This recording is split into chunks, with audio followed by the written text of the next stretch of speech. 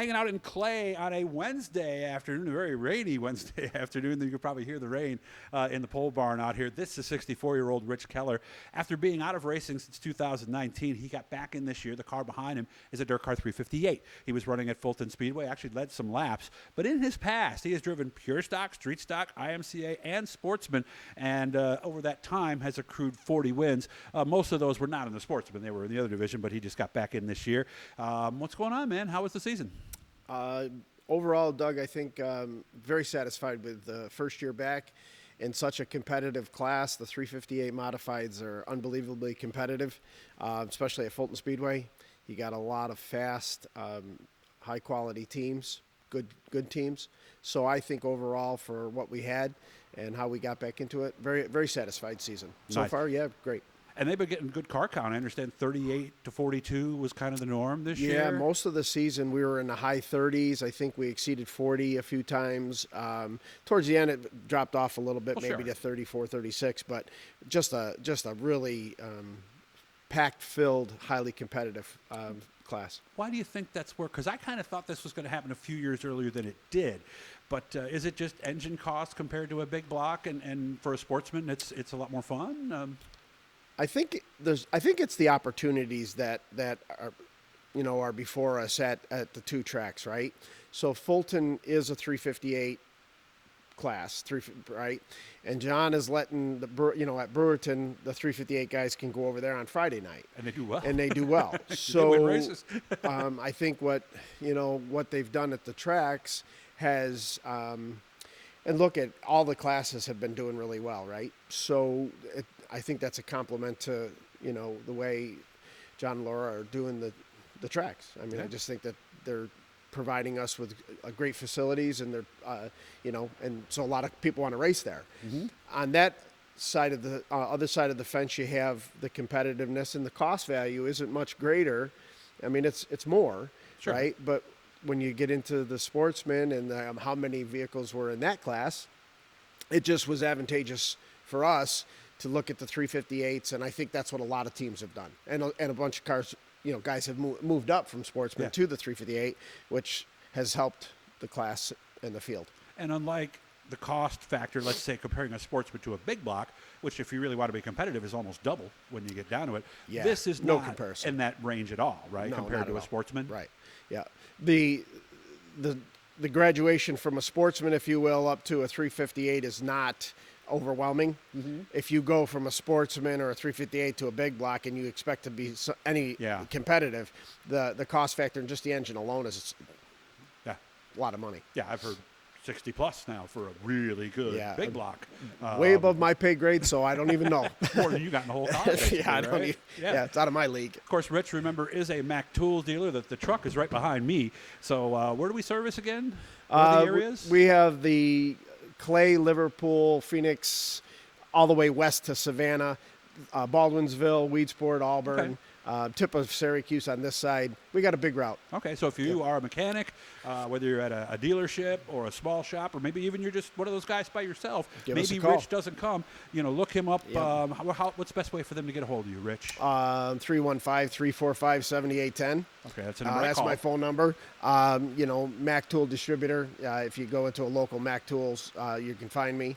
A lot of ways. There you go. Tell him Doug sent you. He'll give you a special deal, too, by the way. That's a So I would fact. imagine we are really looking forward to the 200 this year because I still remember when you had that sportsman. We talk about that all the When time. was that, though? Was it 15 years ago, probably? Oh, gosh. It was 2000, 2001. That long ago, over Yeah. 20 years ago. Yeah. Because you almost got My son brought that to in. my attention. I don't know if I mentioned that the last time, but getting back into the modifieds, Yeah. and he wanted to educate me, I guess, more than I was. And he said, "You know how long it's been since you've been in a modified car?" And I said, "Just 5 years." And he goes, "No, a modified." And I was Yeah, like, yeah. 22 years ago. And I was like, "Oh, boy." So now, unlike then, where you really did bring the old knife to the gunfight, now you've actually got what you need. You're probably really looking forward to this.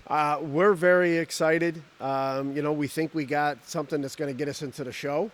Once again, with the competition in the 358s, and I would imagine there's going to be a ton of Yeah. cars this year.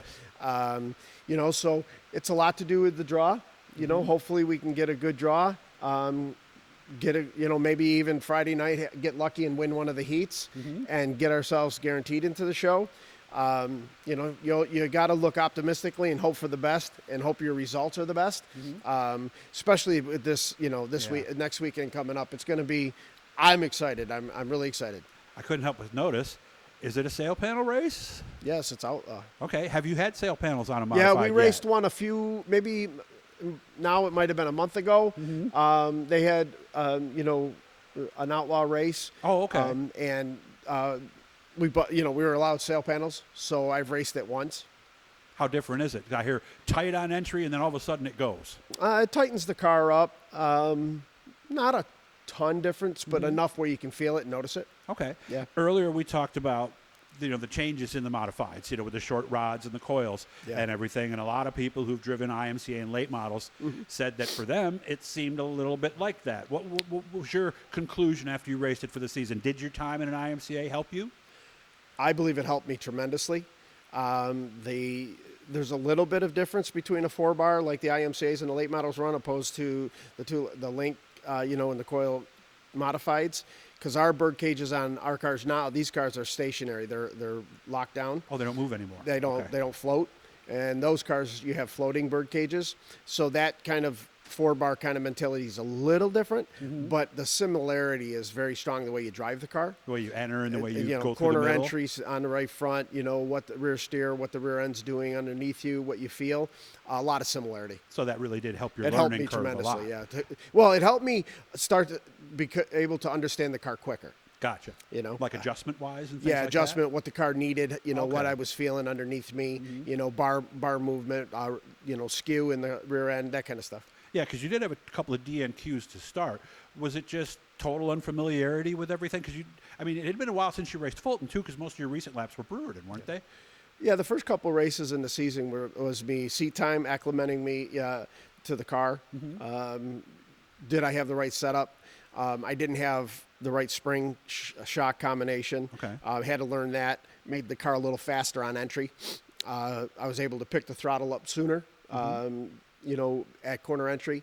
And there's just I mean, if you're a tenth off, you're a mile off with the cars. So just a couple, you know, shock spring adjustments and a couple bar adjustments, very minor adjustments, in fact, really brought the car to the entry speed that I needed.